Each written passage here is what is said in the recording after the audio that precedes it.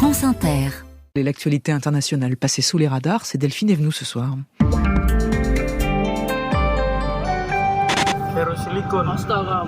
Et on commence en Indonésie, Delphine, avec la colère des travailleurs du nickel. Oui, ceux du parc industriel d'Indonésia Morowali à l'est de l'île de Sulawesi. C'est le plus grand producteur mondial de ce minerai. Colère après l'explosion puis l'incendie d'une usine dimanche dernier. Un liquide inflammable s'est embrasé pendant des travaux de réparation d'un haut fourneau. Bilan, 18 morts, des Indonésiens et des Chinois, car le site en question appartient à une filiale du numéro 1 du nickel, le groupe chinois Tsingshan Holding Group.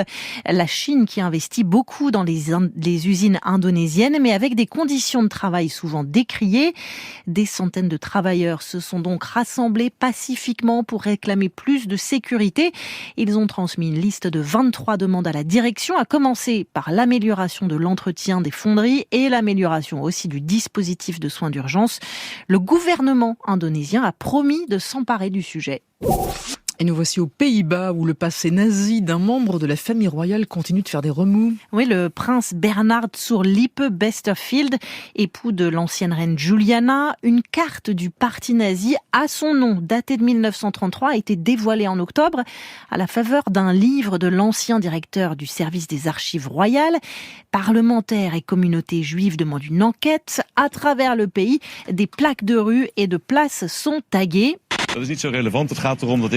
Et voici le roi Willem-Alexander, son petit-fils, devant le palais royal, qui reconnaît que l'histoire de sa famille a des parties moins reluisantes, qui met en avant surtout avoir autorisé l'historien des archives privées du prince Bernard à en avoir accès. Elle ne tombe dans le domaine public que dans quelques jours, ce sera lundi. Une façon pour le roi de tenter de garder la main alors que la popularité de la famille est en berne. À 80% en 2020, tombé à 38% en septembre dernier. La gauche, pour la première fois, inscrit dans son programme l'abolition de la monarchie. Et on finit, Delphine, dans cette période de fête de fin d'année avec une coupette à la main. Avec modération, évidemment, Fabienne, nous voici dans le centre de fermentation d'un vignoble turc, domaine de Vinkara, dans la région d'Ankara, en plein cœur du pays. Des bulles, une robe blanche, on s'inspire des techniques du champagne, avec des cépages autochtones redécouverts par des œnologues passionnés. Expérience commencée en 2009, les vins pétillants turcs s'invitent sur les tables de fête en Turquie.